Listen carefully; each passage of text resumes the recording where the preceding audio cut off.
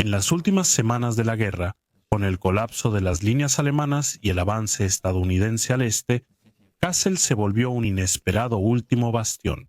No era una fortaleza, sino un sitio industrial donde estaban las fábricas Henschel, que construían y reparaban los últimos tanques King Tiger. Cuando el tercer ejército de George S. Patton llegó a la ciudad en abril de 1945, no solo enfrentó infantería dispersa o columnas en retirada.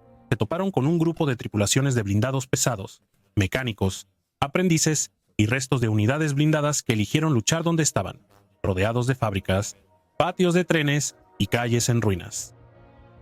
Lo que ocurrió después no fue una batalla tradicional de los libros, sino una confrontación brutal, breve y desigual. Infantería y blindados estadounidenses avanzan en una ciudad industrial contra pocos Tiger II, diseñados para no luchar ni morir solos. En talleres y calles aislados con poca gasolina, municiones y sin esperanza de refuerzos, los defensores lanzaron contraataques locales, emboscadas y movimientos desesperados que rozaban lo suicida. La mayoría de estos tanques nunca escaparían de Kassel. Esta no es una historia de victoria o estrategia, es la historia completa de cómo los últimos King Tiger en Kassel lucharon y se perdieron, enfrentándose al ejército de Patton en una batalla que sigue siendo en gran parte desconocida, una última y fútil resistencia de acero contra un enemigo que ya no podía ser detenido.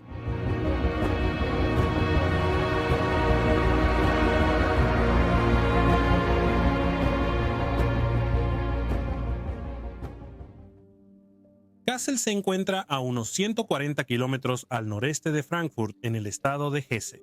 Antes de la guerra vivían ahí 200.000 personas. Era un centro industrial, sede de las fábricas Henschel, un gran complejo que fabricó locomotoras, camiones y, desde 1942, tanques Tiger. Para marzo de 1945, la ciudad era una ruina. La Real Fuerza Aérea había arrasado el centro medieval en octubre de 1943. Barrios enteros eran escombros y cenizas. La gente vivía en sótanos, obtenía agua de pozos y la electricidad solo funcionaba a veces en algunos distritos. Si tenías suerte, la incursión de octubre de 1943 fue muy devastadora. La noche del 22 de octubre, el mando de bombarderos de la Real Fuerza Aérea envió 569 aviones sobre Kassel, 443 Lancasters 10 Mosquito y el resto Halifaxes. Lanzaron bombas incendiarias y explosivos potentes en un patrón planeado para provocar una tormenta de fuego. El ataque salió según lo planeado. Los incendios se fusionaron en una gran conflagración que arrasó el centro de la ciudad. Las temperaturas llegaron a 1000 grados. Las personas se asfixiaron en refugios al consumirse el oxígeno por el fuego. Algunos fueron incinerados al huir.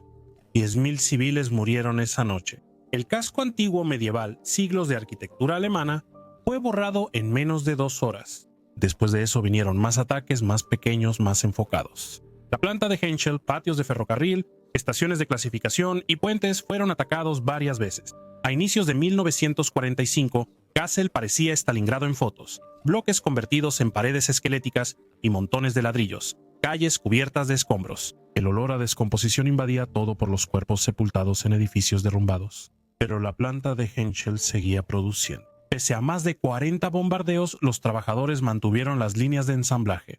Algunas áreas destruidas fueron reconstruidas y parte de la producción se mudó al subsuelo. Los turnos eran de 24 horas, cada Tiger que salía podía ser el último, y a finales de marzo esto fue literal. El Tiger II representó tanto el auge como la caída del diseño de tanques alemán. Imagina un tanque tan pesado y sobrediseñado que apenas podía mover 69 toneladas de acero y blindaje. Un cañón principal de 88 milímetros capaz de destruir cualquier tanque aliado a más de 2.000 metros, un blindaje frontal de 150 milímetros a 50 grados, era impenetrable para estadounidenses o británicos. De frente, suena imparable, ¿verdad? Excepto que el Tiger II era una pesadilla mecánica. El motor, diseñado para el tanque Panther, que era mucho más ligero, se quejaba bajo el peso. El motor Maybach producía 700 caballos de fuerza, pero el tanque pesaba 69 toneladas. Son solo 10 caballos de fuerza por tonelada. Un Sherman tenía Queensel Tiger II, aceleraba como un tren de carga lleno y se manejaba más o menos igual. El consumo de combustible era catastrófico, cerca de 2 litros por kilómetro En combate, moverse campo a través podía gastar hasta 4 litros por kilómetro. Los tanques de combustible sumaban 860 litros. Haz las cuentas. El alcance máximo en carretera era de quizás 170 kilómetros bajo condiciones ideales en combate, con maniobras, paradas y arranques. Las posiciones defensivas reducían eso a la mitad. El Tiger II dependía de un suministro constante de combustible, pero en marzo de 1945 Alemania ya no tenía, y las transmisiones fallaban seguido. La caja de cambios Maybach era un instrumento de precisión para uso cuidadoso. Si la ponías bajo el estrés del combate, especialmente con conductores inexpertos, rompía las unidades de transmisión final. Los engranajes de las orugas se rompían bajo presión. Los ingenieros alemanes habían advertido sobre esto durante el desarrollo. Las transmisiones estaban diseñadas para el peso de un Panther, no para un Tiger segundos, pero las presiones de producción hicieron que el diseño siguiera adelante de todos modos. Las tripulaciones aprendieron a manejar los controles con cuidado para evitar giros bruscos. Eso funciona bien en tiempos de paz. En combate, eso te mata. Los eslabones de las orugas se desgastaban rápido. Las orugas de acero, cada eslabón pesando decenas de kilogramos, se estiraban y rompían bajo el peso del vehículo. Reemplazarlos requería gatos, herramientas y horas de trabajo. La máquina requería mantenimiento constante, un cuidado experto y minucioso que ya no existía. En marzo de 1945 solo se construyeron 492 Tiger II. Entre enero de 1944 y marzo de 1945, la producción llegó a 70 unidades mensuales, pero generalmente era menor por bombardeos y falta de componentes. Los últimos 8 salieron de Kassel a finales de marzo con pintura nueva y se entregaron de inmediato a adolescentes sin experiencia en combate. Estos chicos eran de la tercera compañía del 511 Batallón de tanques pesados. La mayoría tenía 17 o 18 años, algunos 19, que ya era considerado viejo. En marzo de 1945, recibieron solo 1 o 2 semanas de entrenamiento en el Tiger II con suerte. El programa de estudios era apresurado: aprender a encender el motor, cambiar de marcha, cargar el cañón principal y leer un mapa. Eso era todo. No hubo práctica de tiro por falta de municiones, ni maniobras a campo traviesa por falta de combustible, ni entrenamiento con infantería por falta de tiempo. Tanquistas veteranos que podían entrenarlos bien, muertos en el frente oriental, capturados en Francia, dispersos por un Reich en colapso sin tanques que comandar. La organización de la tercera compañía exigía 14 Tiger II y tripulaciones capacitadas. Recibieron 8 tanques, tripulaciones inexpertas y órdenes de desplegarse de inmediato. Estos muchachos subieron a los tanques más avanzados y se prepararon para enfrentar a uno de los ejércitos más experimentados del mundo. Patton venía en camino. El tercer ejército del teniente general Jorge Patton había cruzado el Rin. El 22 de marzo, en Oppenheim, al sur de Maguncia, el cruce sorprendió a los alemanes. Los ingenieros de Patton tendieron puentes de pontones sobre el río en tiempo récord. Para la mañana del 23 de marzo, divisiones enteras estaban cruzando. Las órdenes del general Omar Bradley eran claras: avanzar al este, asegurar el flanco sur del avance del primer ejército al Ruhr y evitar que los alemanes refuercen a sus ejércitos atrapados. Muévete rápido. A Patton no había que repetirle. La velocidad era su religión. Presionó a sus comandantes de cuerpo sin descanso. Eviten los puntos fuertes, ignoren sus flancos, sigan avanzando. Los alemanes están derrotados, les dijo. Compórtense como tal. Su equipo trabajaba día y noche coordinando envíos de combustible, reabastecimiento de municiones y horarios de mantenimiento. El tercer ejército consumía enormes cantidades de gasolina, diésel, comida, municiones y refacciones. Todo eso debía transportarse en camiones desde depósitos a cientos de kilómetros en la retaguardia. Para el 26 de marzo, las fuerzas avanzadas de Patton llegaron a Frankfurt, la antigua ciudad sobre el río principal. La capital financiera de Alemania cayó casi sin luchar. Los defensores alemanes eran una broma. Unidades de reemplazo, batallones de entrenamiento, ancianos y niños. Tenían rifles, quizá ametralladoras, pero no armas pesadas, blindados ni artillería. Cabe mencionar que la mayoría no tenía uniformes adecuados. Algunos vestían ropa civil con gorras militares y otros mezclaban uniformes con prendas civiles. Eran improvisaciones desesperadas. Los estadounidenses los arrollaron. La resistencia era muy variable. Unidades alemanas lucharon desde posiciones preparadas, causando bajas antes de ser superadas o rodeadas. Otras se rindieron al ver los tanques estadounidenses. Algunos comandantes ordenaron resistir hasta el último cartucho. Otros les dijeron en voz baja que se dispersaran y volvieran a casa. La estructura de mando alemana en el oeste casi se desintegró y las órdenes de los cuarteles generales superiores no llegaban. A menudo, al llegar, ya estaban obsoletas o no se podían ejecutar. Los comandantes locales tomaban sus propias decisiones basándose en información fragmentaria y en su propio juicio. El 8 Cuerpo, bajo el mayor general Troy Middleton, se dirigió al norte hacia Kassel. Middleton era un oficial firme y competente, no llamativo como Patton, pero sí confiable. Su cuerpo de ejército había luchado a través de Francia y ahora avanzaba profundamente en Alemania. Con 3 divisiones de infantería y blindados, los veteranos de la 80ª División de Infantería que lucharon en Francia recibieron la misión de tomar Kassel. El general de división Horace McBride, comandante de la división, era meticuloso y metódico. No tomaba riesgos innecesarios con la vida de sus hombres. La inteligencia indicaba que Kassel estaba defendida, pero se desconocía por quién o cuántos. El reconocimiento aéreo mostraba destrucción y calles con escombros, sin precisar la fuerza alemana. La inteligencia de la 80ª División estimó entre 2.000 y 3.000 defensores, principalmente tropas de segunda línea. Esa estimación fue bastante precisa, aunque el número real era mayor. Los estadounidenses esperaban otra pelea rápida: rodear la ciudad, traer la artillería, bombardear a los defensores hasta que se rindieran, tomar la ciudad y seguir adelante. Terminar la guerra era el procedimiento estándar en este punto de la campaña, excepto que Hitler tenía otras ideas. A finales de marzo, desde su búnker en Berlín, Adolf Hitler designó Kassel como una fortaleza, una Festung. La orden llegó a través de los canales de mando de la Wehrmacht. Kassel debía ser defendida, sin retirada ni rendición, luchar hasta que la ciudad quede en ruinas y todos los defensores mueran.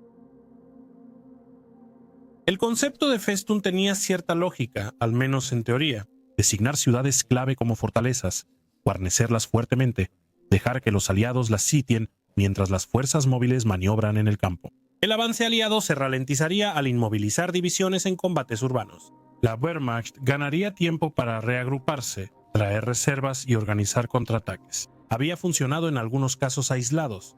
Brest, por ejemplo, resistió durante semanas. Generalmente las ciudades fortaleza terminaron siendo trampas mortales para sus defensores. El problema era que Kassel no era una fortaleza, sino una ciudad industrial bombardeada, con unos 6.000 soldados de unidades de entrenamiento, retaguardia y ancianos del Volksturm, sin fortificaciones, municiones ni alimentos para un asedio, ni reserva estratégica para aliviar. Si se convertía simplemente en otra ciudad que sería rodeada, bombardeada por artillería y capturada o destruida, la orden de fortaleza no tenía sentido, salvo que condenaba a los defensores a luchar cuando podrían haberse retirado o rendido. El mando recayó en el general de división Johannes Werkeben, un oficial de comunicaciones que estaba dirigiendo programas de entrenamiento cuando estalló la crisis. Jürgen, de 51 años, era oficial de carrera y pasó la mayor parte de la guerra en estado mayor y entrenamiento. No tenía experiencia comandando en combate, nunca había dirigido tropas en batalla. Tenía experiencia en radio, seguridad de señales y redes de comunicaciones. Era competente, pero no estaba preparado para lo que iba a suceder. El cuartel general, también caótico, lo asignó para organizar la defensa por ser el oficial de mayor rango y porque era necesario. Jürgen Benn estableció su puesto de mando en búnkeres al este de la ciudad e intentó organizar una defensa coherente. Dividió la ciudad en sectores, asignó unidades a posiciones defensivas, estableció depósitos de suministros y puestos de socorro. Hizo todo lo que haría un oficial competente, pero nada de eso importaría. Su personal fue improvisado, oficiales sacados de comandos de entrenamiento, unidades logísticas, depósitos de reemplazo. La mayoría nunca había trabajado junta. Algunos ni siquiera se conocían antes de ser asignados al cuartel general de defensa. Las comunicaciones eran un caos. Los radios fallaban, las líneas telefónicas estaban cortadas por bombardeos y los mensajeros a pie o en bicicleta solían entregar órdenes con horas de retraso o no llegaban. El núcleo de la guarnición era el 15º Batallón Blindado de Infantería de Reemplazo y Entrenamiento. Eran instructores y aprendices. Algunos instructores sabían hacer su trabajo, pero nunca le habían comandado en combate. Hombres de entre 30 y 40 años que habían pasado la guerra enseñando a jóvenes de 18 años cómo pelear desde transportes blindados entendían la teoría, pero nunca lo habían hecho bajo fuego. Otros eran muchachos a la mitad de su entrenamiento básico, jóvenes de 17 años que habían sido reclutados 2 meses antes y a quienes solo se les había enseñado a marchar, disparar y obedecer órdenes. Ahora debían defender una posición ante ataques combinados de fuerzas estadounidenses. Tenían rifles, algunas ametralladoras, morteros, sin blindaje ni armas antitanque reales, solo Panzerfaust de corto alcance, el equivalente alemán de la bazooka. Alcance efectivo, quizás 60 metros contra un blanco en movimiento. Debías dejar que el tanque se acercara, apuntar bien, esperar que el cohete acertara, soltar el tubo y correr. El 15º Regimiento de Granaderos de Reemplazo sumó más infantería, pero de menor calidad. Reservistas mayores, heridos aptos solo para servicio limitado y quienes debían estar en un escritorio o hospital, recibieron rifles y les ordenaron mantener la línea. La artillería provenía de baterías antiaéreas de la Luftwaffe, cañones de 88 milímetros ubicados alrededor de la ciudad para derribar bombarderos. Las tripulaciones solo habían practicado ataques terrestres en ejercicios de paz, nunca en la realidad. Baja el cañón, ajusta la mira a fuego directo y carga proyectiles perforantes. Es simple en teoría, pero cambia cuando los tanques estadounidenses te disparan y la artillería cae cerca. La munición era limitada, cada cañón tenía unos 200 proyectiles, parece mucho. Hasta que empiezas a disparar a objetivos en movimiento a distancias de combate, la tasa de fallos es alta, consumes la munición rápido y no había reabastecimiento. Los proyectiles en los cargadores listos eran todo lo que tendría. El Volkssturm, la milicia de Hitler, reclutaba a hombres de 45 a 60 años, les daba rifles viejos y brazaletes, y los ponía a vigilar retenes. La mayoría tenía poco o ningún entrenamiento. Fueron reunidos, se les entregaron armas, se les dio una breve explicación de cómo cargar y disparar, y luego los llevaron a sus posiciones. Llevaban ropa de civil, algunos pocos tenían cascos conseguidos de quién sabe dónde. No eran soldados, sino sacrificios. Todos lo sabían, menos quizá ellos. El 30 de marzo, los 8 Tiger II avanzaron hacia el sur desde Kassel hacia Fritzlar.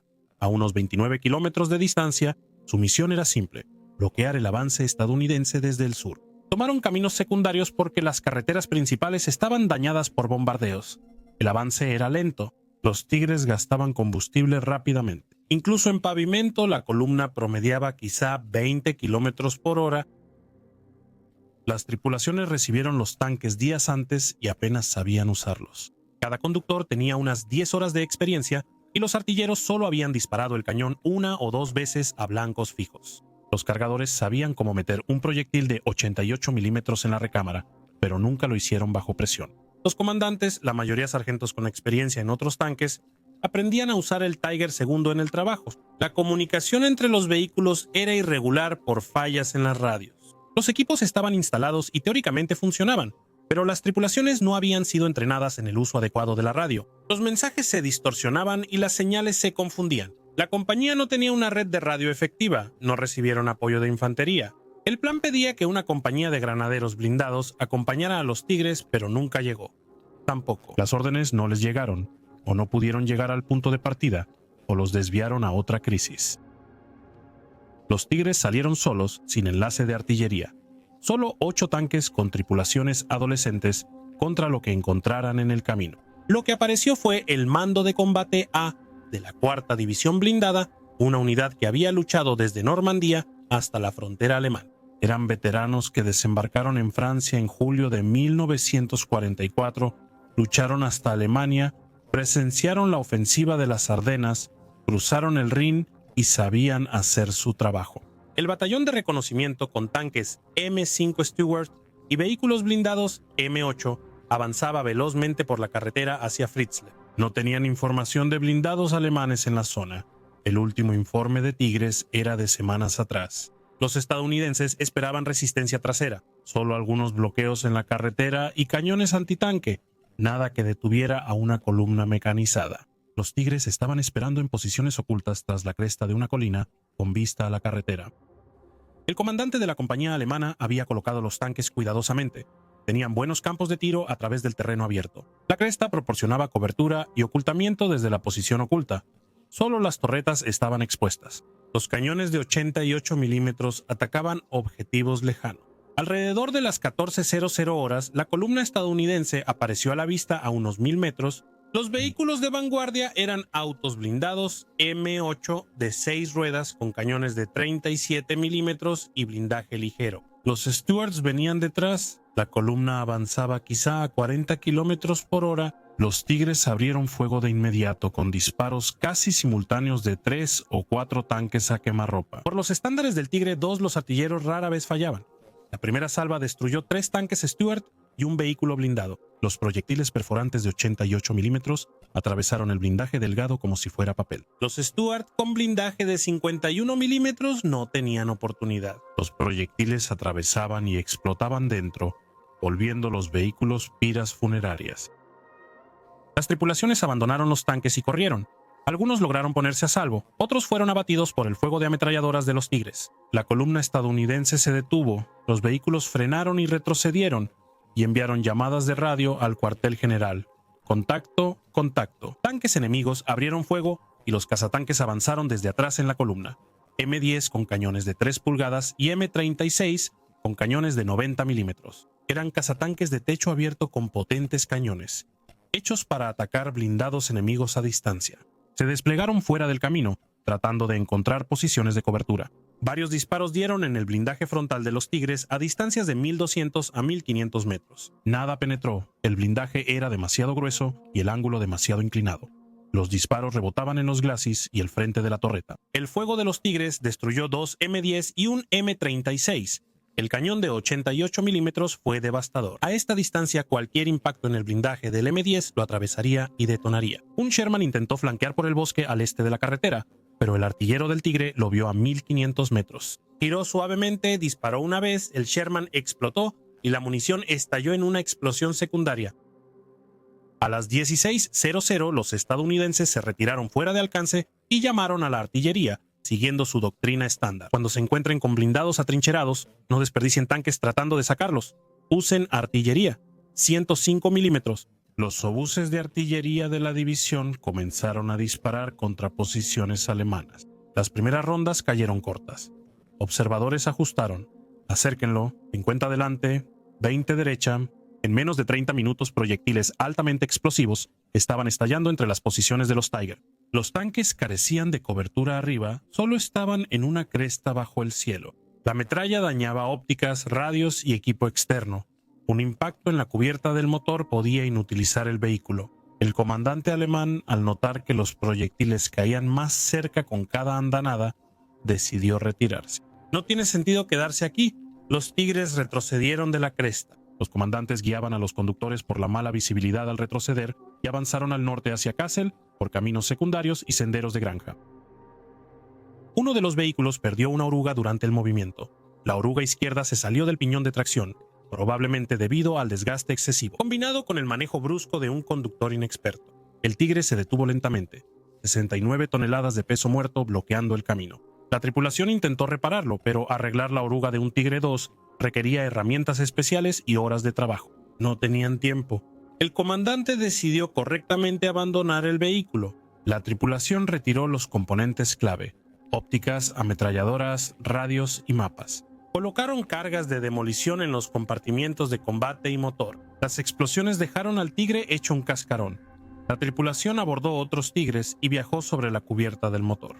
Los otros 7 llegaron a Kassel tras el anochecer, habiendo usado 40 de su munición principal y combustible. No pudieron colocar. El enfrentamiento en Fritzlar retrasó el avance estadounidense unas 6 horas. 6 horas compradas al costo de un Tiger abandonado y aproximadamente 40 rondas de munición de 88 milímetros. Las bajas estadounidenses fueron de 6 a 9 blindados destruidos. El resultado táctico fue nulo y la situación estratégica no cambió.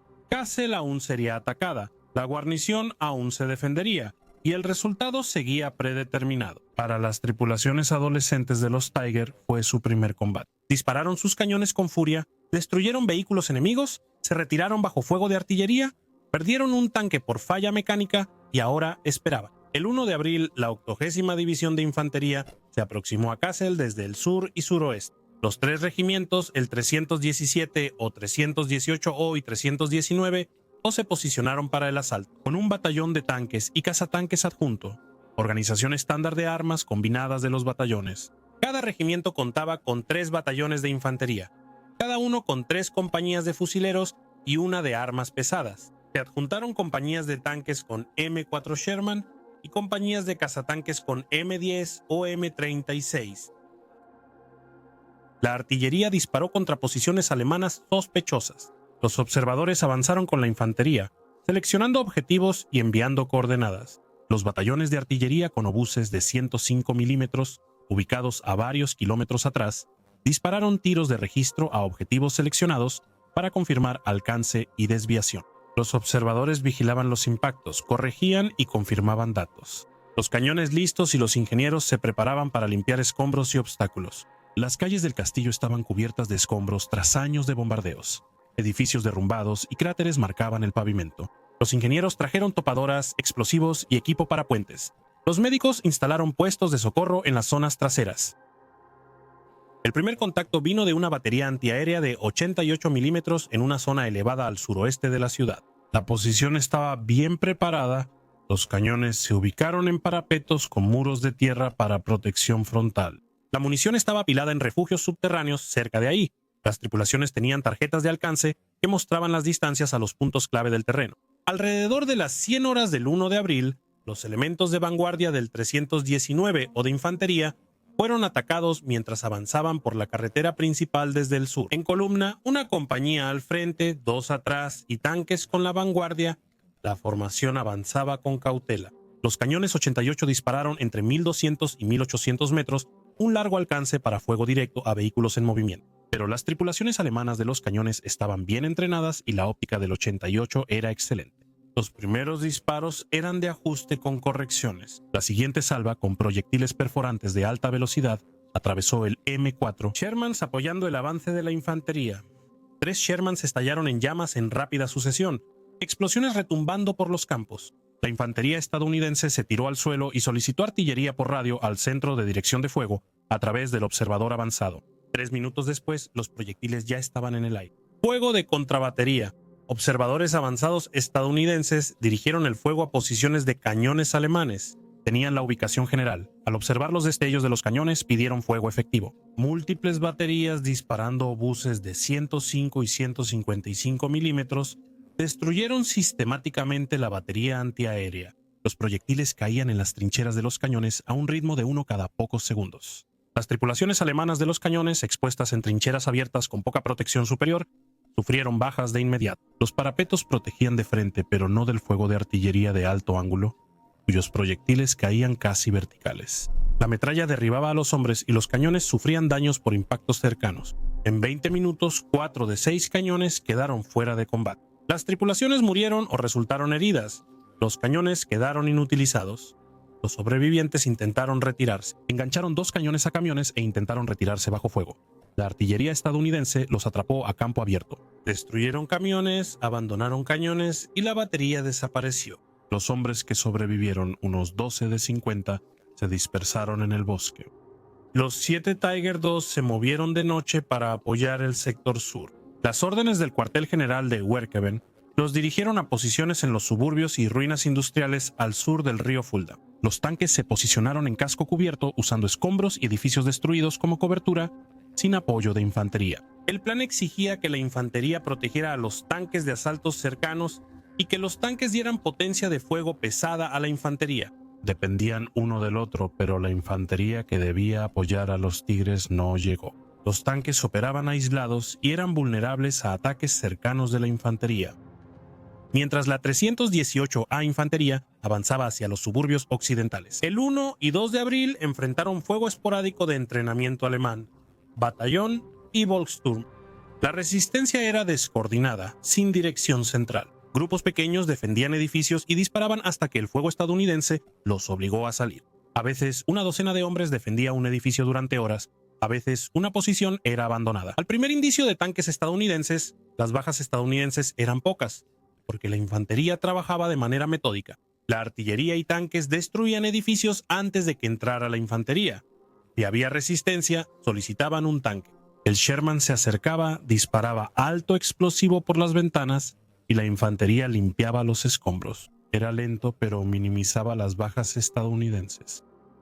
Las bajas alemanas aumentaban constantemente. Hombres muertos por artillería, hombres muertos por fuego de tanques, hombres muertos limpiando edificios, hombres que se rindieron cuando se les acabó la munición. El personal del batallón de entrenamiento, que no esperaba combatir en primera línea, se rindió pronto al volverse desesperada la situación. El 2 de abril, el general Jürgen ordenó un contraataque. La presión sobre el perímetro sur se estaba volviendo insoportable. Las fuerzas estadounidenses avanzaban más hacia los suburbios. La línea defensiva se estaba colapsando.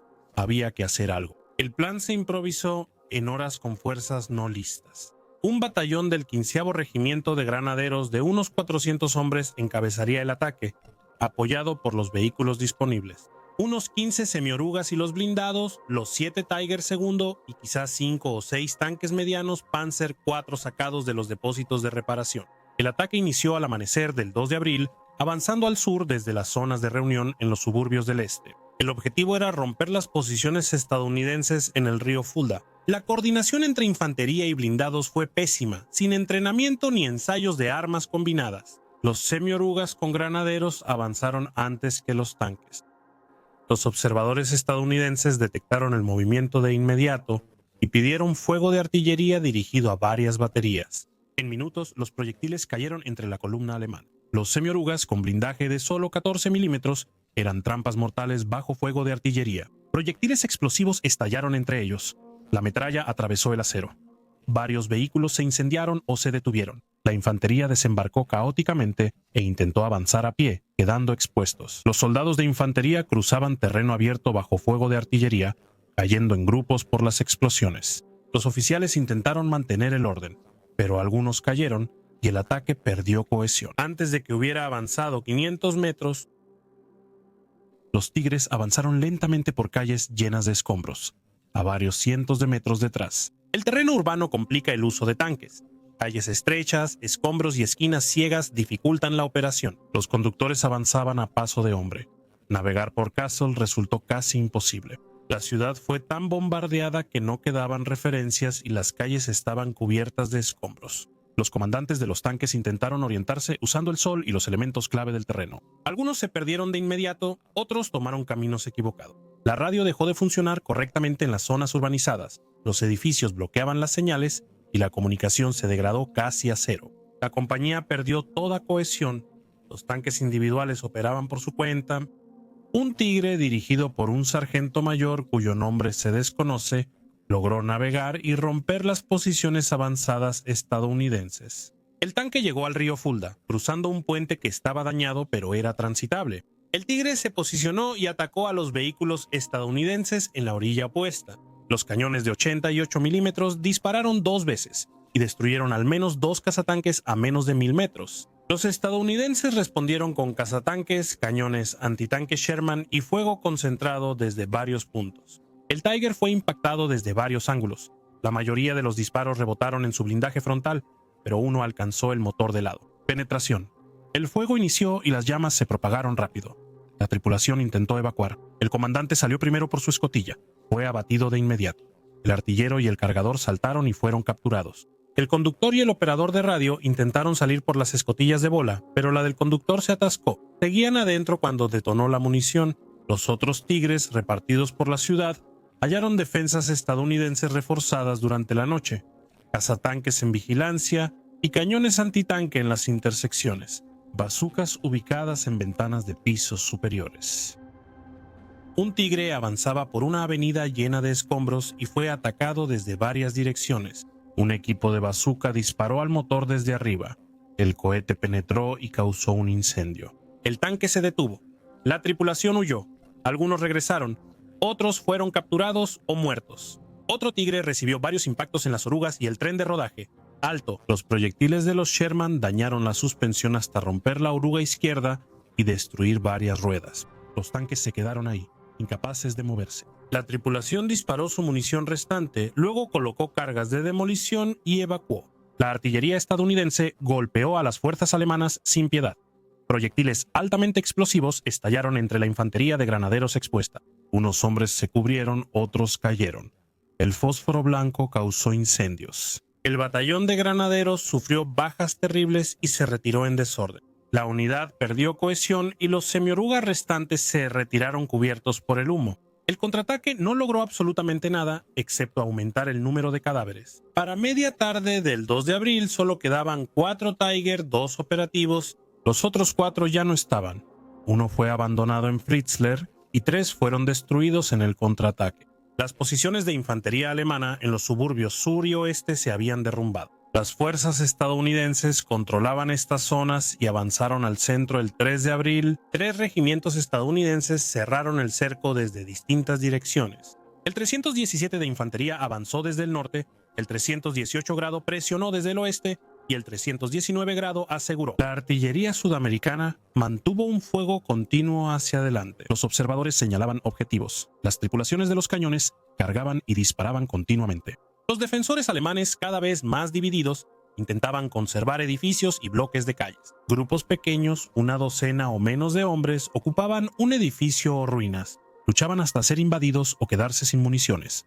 Las unidades del Volkssturm, encargadas de los bloqueos, eran rodeadas o destruidas en el lugar. Los estadounidenses rodeaban los puntos fuertes cuando podían.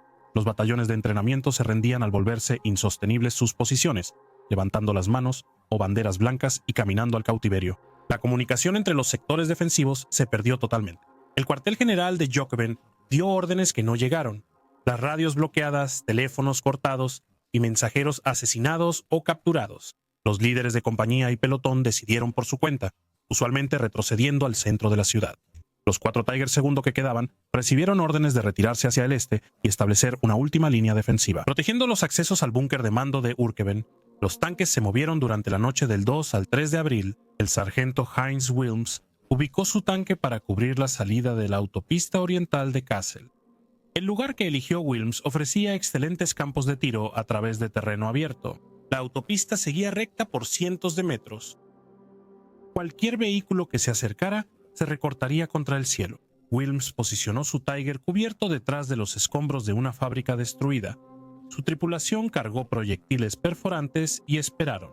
Las fuerzas estadounidenses que avanzaban desde el oeste atacaron esa posición la tarde del 3 de abril plomo duro. Elementos del 318 o de infantería avanzaban por la carretera cuando fueron atacados inesperadamente. Un M4 Sherman al frente de la columna fue destruido a aproximadamente 1000 metros. El proyectil de 88 milímetros penetró la torreta, detonó la munición y la hizo volar. La tripulación murió al instante. Un segundo Sherman que maniobraba fue alcanzado e incendiado. La infantería que iba con los tanques se tiró al suelo. Los oficiales evaluaron la situación. El Tigre dominaba el avance. Los estadounidenses se retiraron y pidieron artillería, pero antes de que la artillería pudiera llegar, un civil local se acercó a los oficiales estadounidenses con información. Él conocía el castillo y podía guiarlos hasta detrás del Tigre. El comandante estadounidense escuchó y mandó un pelotón al frente guiados por el civil. El movimiento duró más de 1 hora, avanzando entre escombros y por los sótanos. La tripulación del Tiger, concentrada en el acceso occidental, no observó la infiltración. El asalto llegó al anochecer. El 3 de abril, soldados de infantería estadounidenses se acercaron a menos de 50 metros de la parte trasera del Tiger. 2 equipos de bazooka se posicionaron y dispararon tras la señal. Ambos cohetes impactaron la cubierta del motor. Las explosiones rompieron las líneas de combustible y provocaron incendios. El motor Maybach se encendió. Las llamas se propagaron rápidamente. La tripulación sabía que tenían segundos. El sargento Wilms salió primero por su escotilla y fue abatido de inmediato por disparos de rifle. Varias balas lo alcanzaron y cayó de nuevo al tanque. Aún así, el artillero y el cargador salieron. Salieron por la escotilla, saltaron del tanque y la infantería estadounidense los rodeó. Se rindieron de inmediato. El conductor y el operador de radio intentaron escapar por sus escotillas. La escotilla del conductor era difícil de usar. Tuvieron problemas con ella. Todavía estaban adentro cuando la munición del cañón principal detonó. La explosión de proyectiles masivos de 88 milímetros detonó en cadena y destruyó el compartimiento de combate. La torreta se levantó y se inclinó cuando las tropas estadounidenses se acercaron. Más tarde encontraron los cuerpos de toda la tripulación quemados hasta quedar irreconocibles. La destrucción del Tiger de Wilms eliminó el último blindado alemán relevante que enfrentaba a las fuerzas estadounidenses. Los 3 Tiger, 2 restantes estacionados en otras partes de la ciudad, tenían poca gasolina y municiones. Los comandantes decidieron abandonar los vehículos la noche del 3 al 4 de abril. Procedimiento estándar: retirar equipo óptico, destruir radios, quitar ametralladoras y, si es posible, poner cargas de demolición. Algunas tripulaciones siguieron el procedimiento, otras simplemente huyeron. Los Tigres se quedaron ahí en las calles, cascarones bloqueando las intersecciones. Para la mañana del 4 de abril, las fuerzas estadounidenses habían rodeado completamente Kassel. Cada ruta de salida estaba controlada por unidades de la 81ª División. Las fuerzas alemanas restantes quizás sumaban 1500 combatientes. Las municiones escaseaban, la comida se acabó, el agua venía de tuberías rotas y las instalaciones médicas colapsaron. Heridos yacían sin atención en sótanos, muriendo por infecciones, sangrado y shock. Los combates del 4 de abril se volvieron una limpieza sistemática edificio por edificio. La infantería estadounidense avanzó bloque por bloque realizando reconocimientos. Primero identifican los edificios ocupados, luego tanques y cazatanques los destruyen con su poder de fuego. Después, la infantería limpia lo que queda. Los M-16 blindados con varios cañones fueron muy efectivos. Estos eran semiorugas equipados con 4 ametralladoras pesadas calibre .50. Las 4 ametralladoras disparaban juntas 2000 tiros por minuto, causando un efecto devastador en los edificios. Las balas atravesaban muros de ladrillo, mataban a los defensores y suprimían el fuego de respuesta. La infantería estadounidense avanzaba detrás, entrando a los edificios con cautela, despejando habitación por habitación.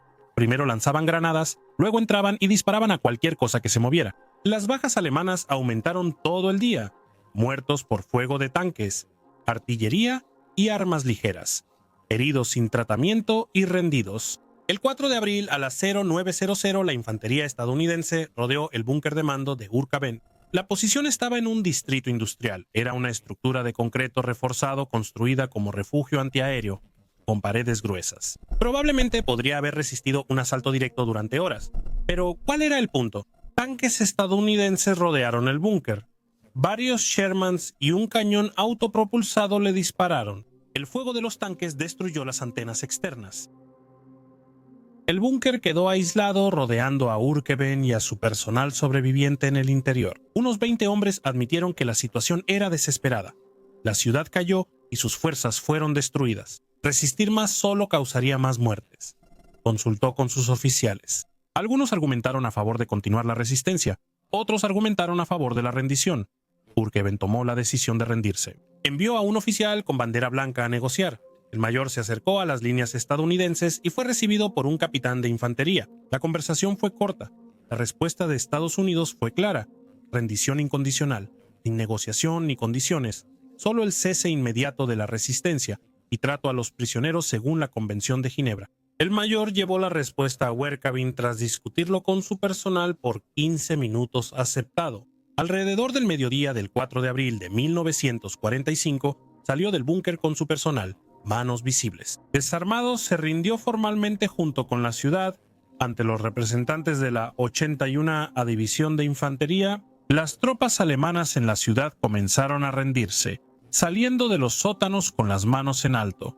Los soldados estadounidenses las desarmaron, registraron y llevaron a puntos de reunión. Los prisioneros lucían terribles, sucios, exhaustos y heridos, la mayoría con la mirada perdida por falta de comida y sueño. La cantidad total de prisioneros alemanes fue de unos 1.325 militares. Esta cifra probablemente incluye solo a los capturados el 4 de abril, no cuenta a los hombres que murieron, los que escaparon, ni a los que se mezclaron con la población civil.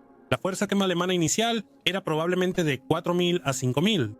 La batalla por Kassel duró 5 días, del 30 de marzo al 4 de abril. Las bajas de la 80ª División estadounidense fueron 23 muertos, 114 heridos y 6 desaparecidos. Estas cifras pueden ser incompletas.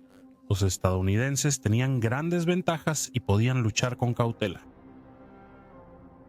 Para Jorge Patton, Kassel no fue un triunfo en el que valiera la pena detenerse. Fue la confirmación de que su ejército había atravesado el corazón industrial de Alemania, había roto la resistencia organizada y seguía avanzando a un ritmo que el enemigo ya no podía igualar. La llegada de Tiger II nuevos no cambió su evaluación. Eran máquinas impresionantes, pero llegaron demasiado tarde, en muy pocas cantidades y sin la infraestructura necesaria para apoyarlas. Patton respondió igual que tras cruzar el Rin. El castillo Keep Moving fue asegurado, se recogieron prisioneros y el tercer ejército avanzó hacia el este. Sin detenerse, no hay consolidación ni pausa. Aunque admiraban los tanques capturados, la velocidad seguía siendo prioridad. En los días que siguieron, las columnas de Patton avanzaron hacia Fulda, Eisenach y la cuenca de Turingia, arrasando aeródromos, depósitos de suministros y formaciones alemanas destrozadas. La resistencia organizada colapsó rápidamente. Las unidades se rindieron por miles y otras simplemente se desintegraron. A mediados de abril, el tercer ejército penetró en el centro de Alemania uniéndose al primer ejército y avanzando al Elba. Kassel se volvió solo otro punto en el mapa, una ciudad ignorada en una campaña marcada no por batallas planificadas, sino por un impulso implacable. Para quienes lucharon ahí, Kassel marcó el final para Patton. Solo fue otra señal de milla rumbo al este, y prueba de que ni siquiera las armas más poderosas de Alemania podían ya frenar el avance. Con esto terminamos el video, espero que te haya resultado interesante y hayas aprendido algo. Si te gustó, deja un like y suscríbete. Agradezco mucho su apoyo, realmente ayuda al crecimiento del canal. Gracias por ver y nos vemos en el próximo. Cuídense y adiós por ahora.